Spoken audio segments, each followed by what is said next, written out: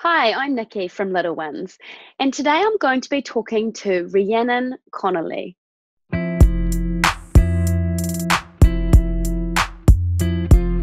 Rhiannon is the founder of Bloom Post-Natal Services. She is a mother of 2 boys and a postnatal doula in Perth, Western Australia. Her role is to provide mothers in the early stages of parenthood with the physical and mental support they need to feel empowered and nurtured.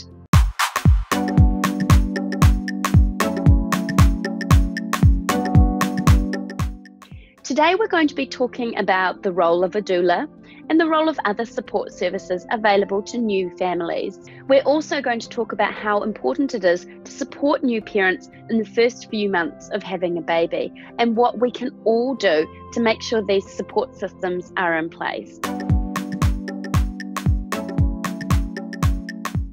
Thanks so much for joining me, Rhiannon. It's good to have you with us. Thank you. So then that's obviously shaped your desire to do what you do now, which is of course a doula, which is something we don't have in New Zealand at all. We don't. A lot of people. Well, I'm 90% sure. A lot of people wouldn't even know what the term means. No, it's the same in Australia. It's not a term that people kind of go, oh yeah, doula. I know what that is. If I said I'm a doula, people go, you're a what? Like it's not something well known, and if they do know, they know it more associated with birth support. Yeah, you can have a doula help you in labour. So it's hard to kind of like label yourself as that because nobody knows what it is. But it's basically just a woman who gives you mental and physical support in that 4th trimester period. So that could be birth, and then it could be the couple months after. Yes. So I only deal with after because that's my kind of passion. I think that, we've got amazing programs and things, hypnobirthing, people can really access those tools and resources to have amazing labours, and our husbands and partners are really, they're a lot more involved nowadays. So people understand that a woman needs a lot of support in labour, but then they have the baby and radio silence. You're back to normal now.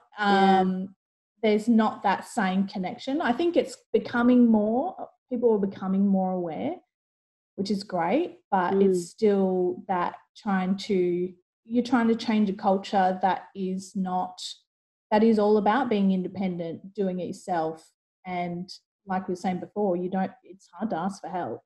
Really but trying to change it so that people can say it's all right. No, you weren't meant to do this on your own.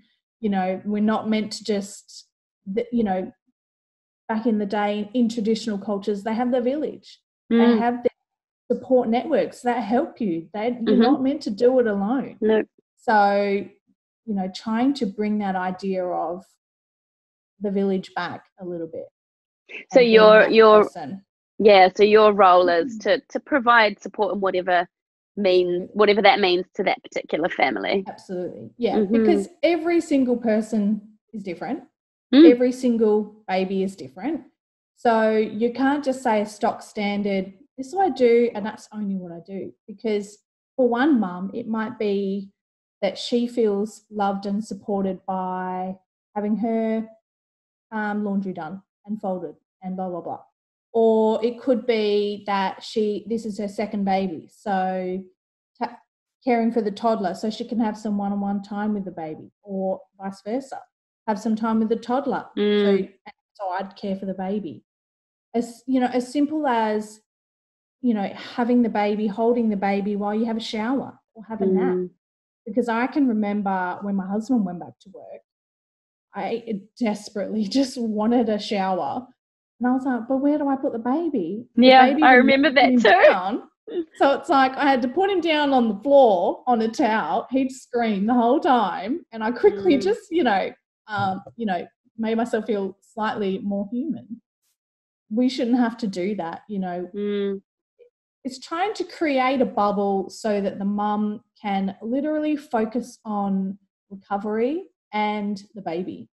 So in traditional cultures, they have like a 40-day period where this gets provided, and the mum is not allowed to do anything. She's not allowed to cook, clean, not allowed to lift anything. She basically can stay in bed for 40 days if she wanted to. Amazing. That's not really well, but unrealistic in our society, right? Yeah, totally unrealistic nowadays, but you can still try and, you know, take a few things off the plate and make it just a little bit easier. Let it flow a little bit, so you're not thinking in your head, what am I going to cook for dinner tonight? You know, yeah, it's just wild. That's kind of what we're all about and what we try and provide. So just, yeah, there's so many little ways that you can help a family just so they can focus on the baby. So what do you love, if you had to say what you love the most about the work that you do with families, what is it? Is it cuddling little newborn babies, or is it seeing the bleary-eyed mother just go, thank you, from the bottom of my heart? Oh, you know what? I think the best bit about it is, like, love babies now, love them, so beautiful. But I actually just love being a cheerleader for the mother. And I love mothering mothers, because I feel like that's something that is so innate. We, you know, we're humans, we crave that connection. And in that really vulnerable time, we're kind of, you know, we're a really baby-focused society. So when you've got visitors, they're all coming over. Mum's sitting here like shattered.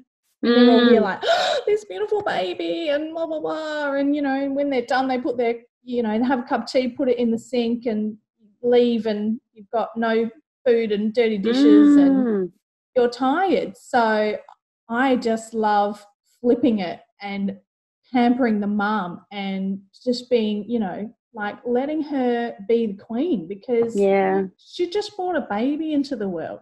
You've just held a baby for 9 months. Like, that's no small feat. It's huge. It should be celebrated. So I just love kind of seeing a mum really connect with her baby and, you know, kind of start to learn that mum's intuition. You know, start to kind of be like, my baby likes to be held this way, or my baby prefers it if I feed this way. And, you know, just build that confidence in themselves, because that can be something that is, you know, totally. I know when I first had my baby, it was like, I don't know how to do any of this. And I'd be Googling all the time and being like, am I doing this right? Like, but there is no manual to being a mum, unfortunately. There's no manual to caring for a child.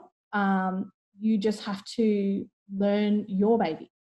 And so giving them the space and time to just do that and not have to worry about all the other stuff that normally we have to worry about, like cooking, cleaning. Yeah, the toddler. Yeah. So what would then your advice be to new mothers, if, you know, in terms of how can they let other people help them, how can they help themselves, how can they be helped when they first have a baby? I think if they can, to start planning when they're pregnant. Start really thinking about, like I said, who's going to be your support network? You know, who are going to be the people that you're hoping will, you know, help you out. So it could be, you could do like at your baby shower, bring a meal to pop in the freezer. Oh, that's a great idea. Bring a meal. Yeah. So then you're sorted. Basically, you've got all these meals, and that's pretty easy. Another idea is a meal train. So I don't know if you know what that is, but it's, so you've got, you know, your mum, your mother-in-law, you make a week timetable and you say, okay, Monday, mum, you're going to drop around, or, you know, and have it sorted in that way. Is a nice kind of way that you don't have to think about it. But I mean, if it's already in the freezer, like, you yourself bulk cook up food, because that's just one of those things. Everybody needs to, you need food and you need to be nourished in that time. So having kind of easy to grab, easy to sort food, you know, when you're breastfeeding, have a think about where you're going to be feeding your baby and set up your station. So you've got a water bottle, snacks that you could eat with one hand. Yeah. And phone have charger. those set up. Yes, phone charger, because you might be there. TV remote. Remote, yeah. And have it all set up that way. So when the baby does come, you're not kind of like, I am starving and my baby's been cluster feeding and I haven't left the chair for like 3 hours. You're slowly just dipping into that energy. But if you have it there, you can kind of keep yourself going. So yeah, I think meal, that's my kind of big one. I think another great thing, and most mums would know this, is a baby carrier. You've got those soft, beautiful ones when they're newborn. If they're not wanting to be put down, at least you can still maybe walk around or not feel like you're just stuck on the couch. Because I know with my first, I think he fed it felt like all day. And all day I was just sat there on the couch like, I can't move. This feels like a prison. My arm is dead. So if you had a baby carrier, at least you can give yourself a little bit of freedom of movement. Yeah. And if you've got an older child, then that's crucial too, because absolutely, you're going to need to be taking them to the toilet or doing whatever you need to be doing with them. Yeah, my younger 2 kids lived in a baby carrier. Absolutely lived in them. Yeah, because the world doesn't stop when you have a baby, unfortunately. And when you've got those older kids, they're like, "Wow, Mum, I want to go to the park." And you've got school drop-offs. Try and think what the biggest needs are, kind of like sleeping, feeding, bathing, cleaning, cooking, kind of like on there. So what can you outsource? How are you going to make sure you can tick all those boxes? Is it having a cleaner come once a week? Because I know when my space is clean, I feel so much better about everything. But I don't want to do it. Yeah, organized house, organized mind. Yeah, so have a cleaner come in, or, like I said, dog walker, or what can you outsource so you're not having to focus on that? You're just focusing on the baby. Biggest thing is lower your expectations. Everybody wants and thinks they're going to be the perfect mum, or they're aspiring to the perfect mum. It doesn't exist. No. Just get through the day and you are the perfect mum. If you get out of bed and your baby is happy and fed, and if you're still both alive at the end of the day, you're amazing. You're doing a great job. Don't beat yourself up thinking, I'm not doing enough, I'm not doing it how I'm meant to do it, I'm not doing it how Instagram looks like it's meant to be. So hard to kind of get out of that mentality. Go easy on yourself. Go easy on yourself. Just go with the flow. Don't think, I've got to get out of the house and do 10 things today. No, just take it easy, and you'll find your way, and before you know it, you'll find your feet. You'll feel more comfortable and confident. But I think it's, just it comes from you not putting the pressure on yourself. And obviously sorry, go. I was just going to say, another thing you can do is really protect your space when the baby's new.